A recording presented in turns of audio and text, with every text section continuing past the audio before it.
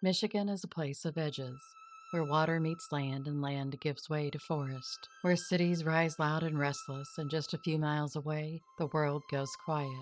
People disappear and lives are interrupted. Stories are cut short. Sometimes it's a walk to school on a winter night in Ann Arbor. Sometimes it's a night out in Detroit that never makes it home. And sometimes it's a quiet apartment, a roadside, a stretch of woods that looks no different than it did the day before. Tonight, we're heading into those spaces to look at 12 cases with unanswered questions across the state. This is 12 Unsolved, Michigan.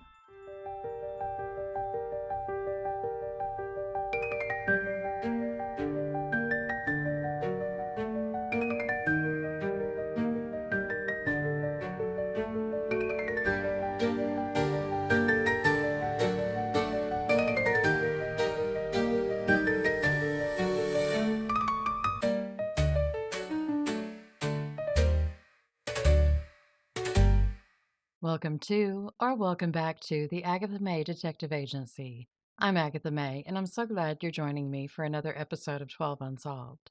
Before we head into the Wolverine State, I want to say thank you to all of you who are financially supporting the channel. I couldn't do this without you.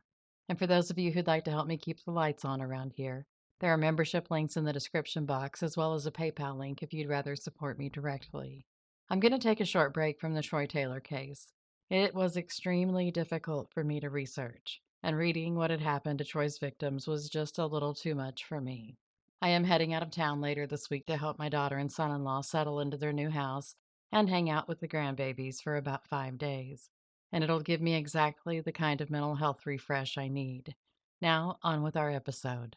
We begin our journey through Michigan in 1968, just outside of Detroit. On a warm August night in 1968, the suburbs of Southfield sat quiet under a heavy sky. It was the kind of night where still, humid air presses in on you as though it knows something you don't. That was the night 32-year-old Judith Ruggierello vanished.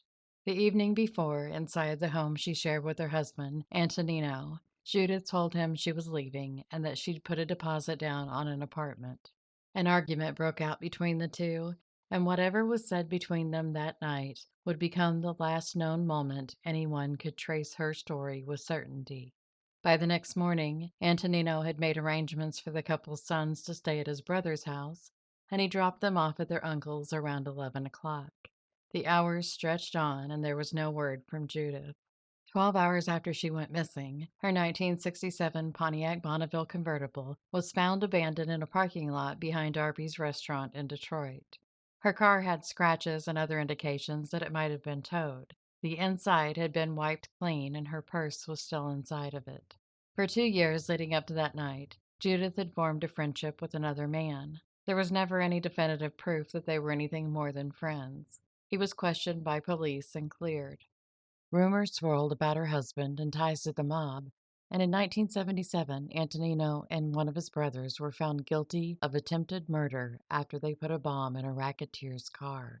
Antonino died in 2019 at the age of 84, and if he knew where Judith went or who made sure she never came back, that truth is buried with him now. If you have any information about Judith's case, please contact the Southfield Police Department at 248-796-5373.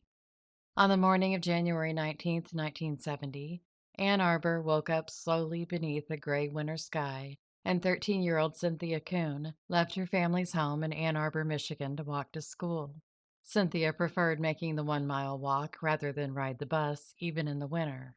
But that morning, Cynthia never made it to school. No one saw where she went or could say when the ordinary turned into something else. One moment she was just a girl walking to school, and the next she was gone. She wasn't heard from again until April of that year. She called her parents twice, and although the calls reportedly came from Detroit, Cynthia told her parents she didn't know her exact location, and she was never heard from again. On May 5th, her parents received another phone call about Cynthia, but this time it was an extortion call. It was another thread pulled tight and then cut, and that was the last communication regarding their daughter. In 2018, authorities named Arthur Ream as a possible suspect in Cynthia's disappearance and in the disappearances of 4 other girls. Arthur had been arrested in 1986 for murdering a 13-year-old girl, and while in prison told his cellmate that he had 4 to 6 more victims. Arthur died of cancer in prison in August of 2024. And if Cynthia Coon was among the secrets he carried, then those answers are gone now too. If you have any information about Cynthia's case, please contact the Washtenaw County Sheriff's Office at 734-971-3954. On June 17, 1974, as summer was almost beginning in Iron River, Michigan, 25-year-old Calvin Anderson disappeared. He was seen leaving a residence in Iron River with a man named Richard Colonan.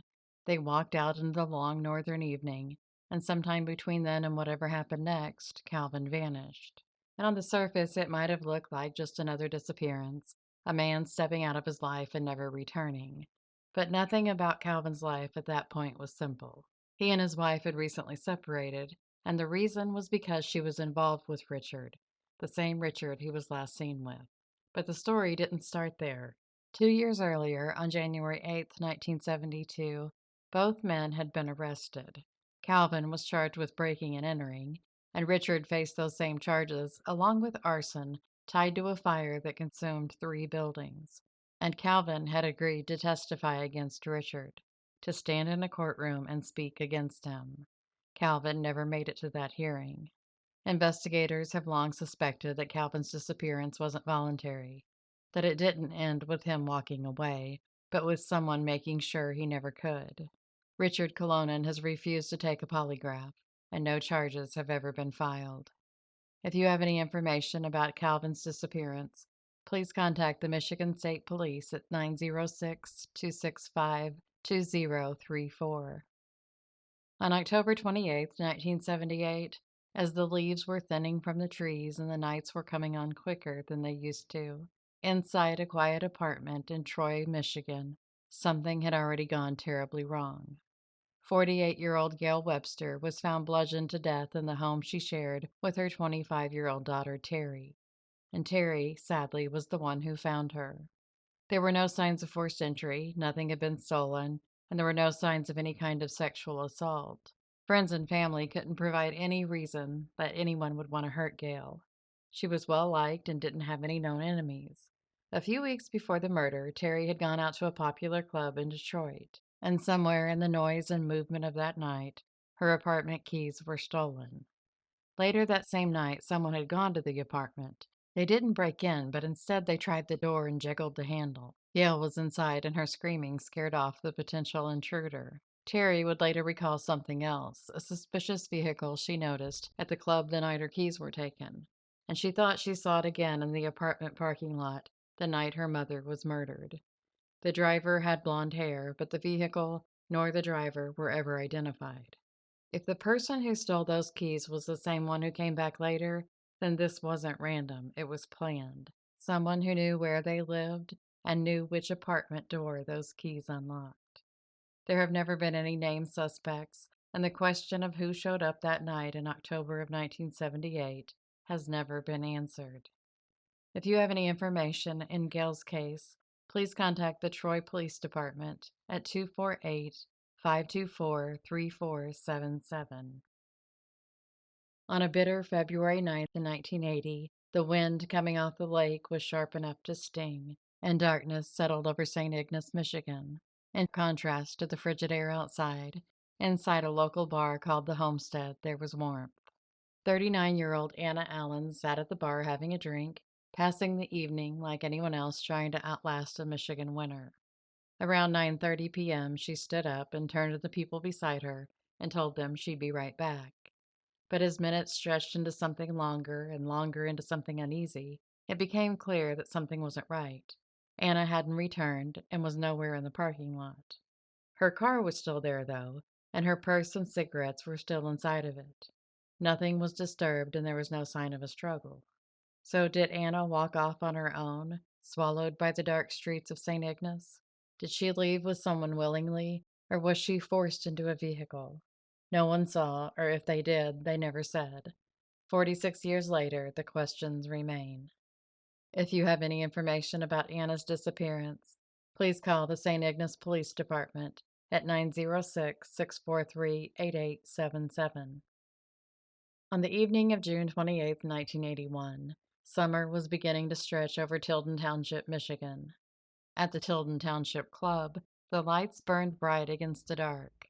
48-year-old Helen Dymond was there with her husband Roy attending a party.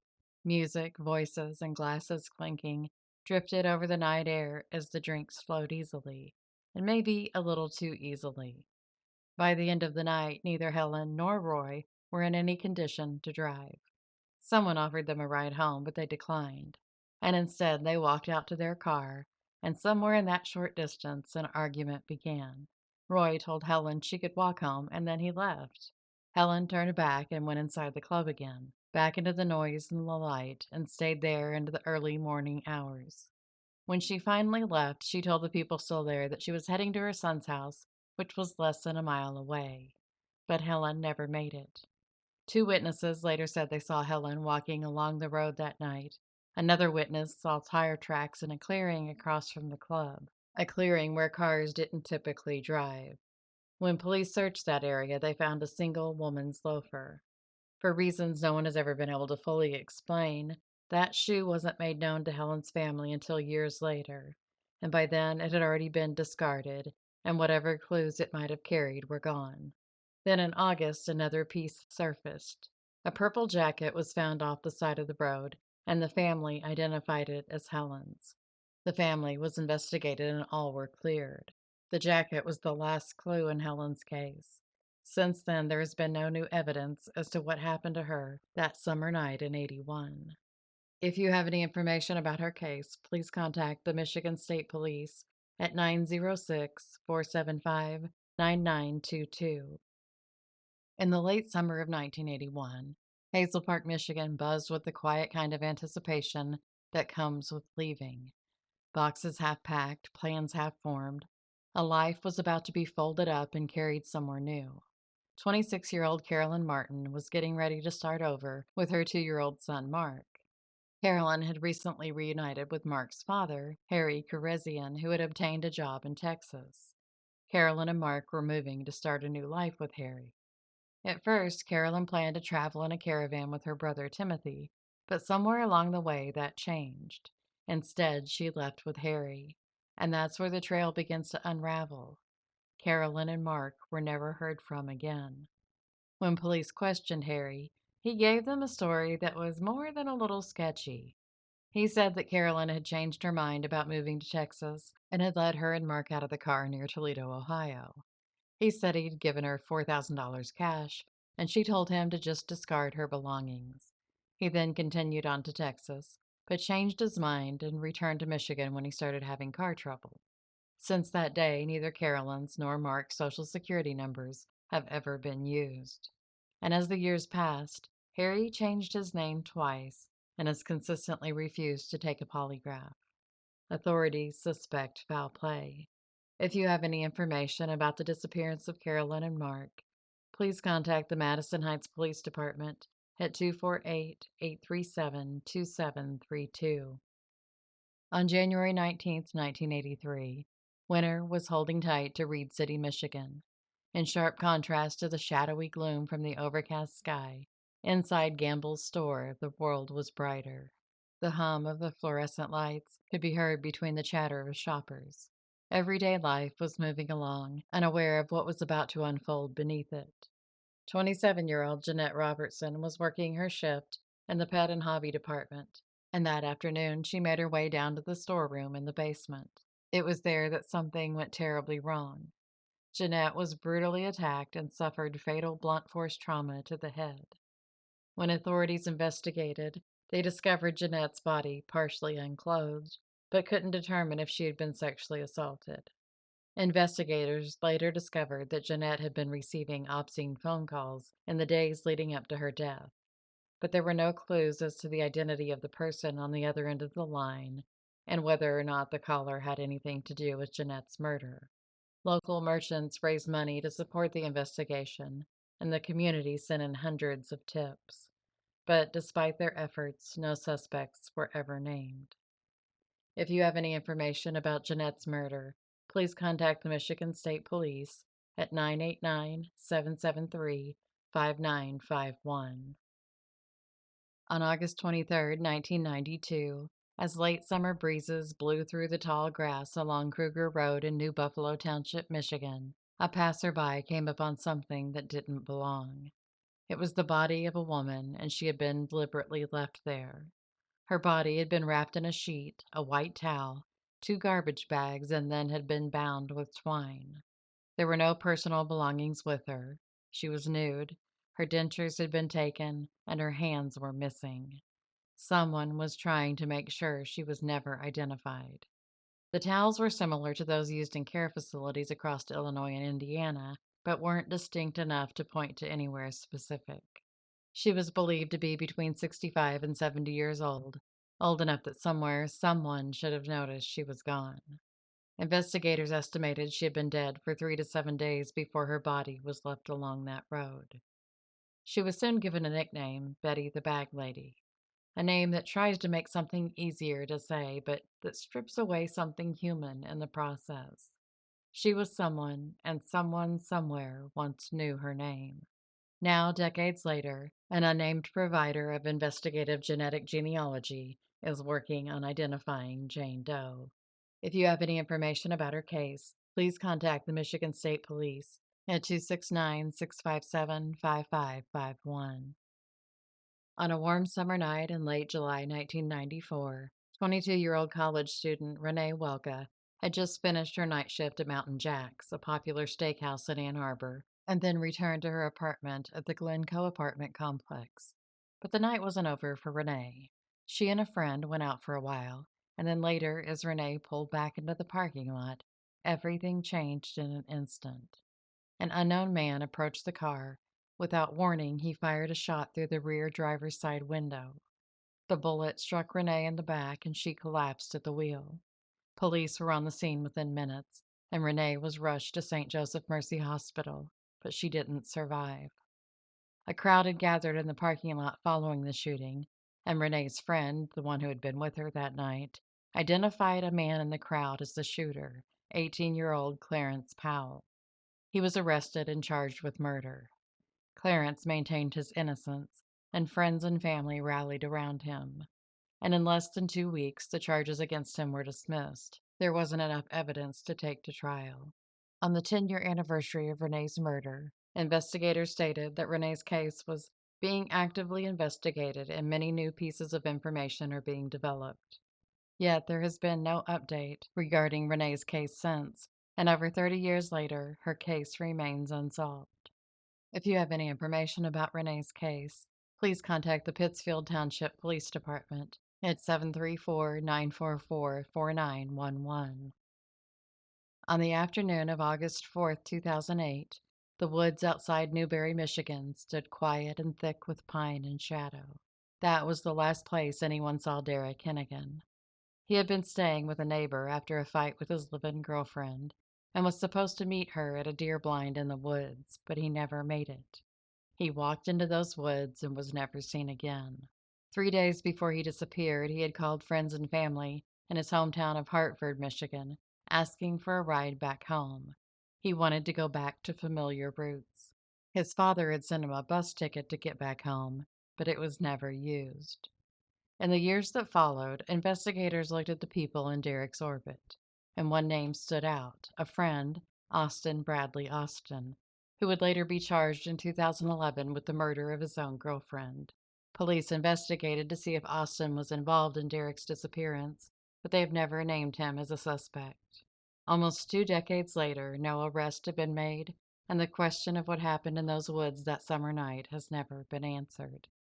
If you have any information about Derrick's disappearance, please contact the Michigan State Police at 905-293-5152.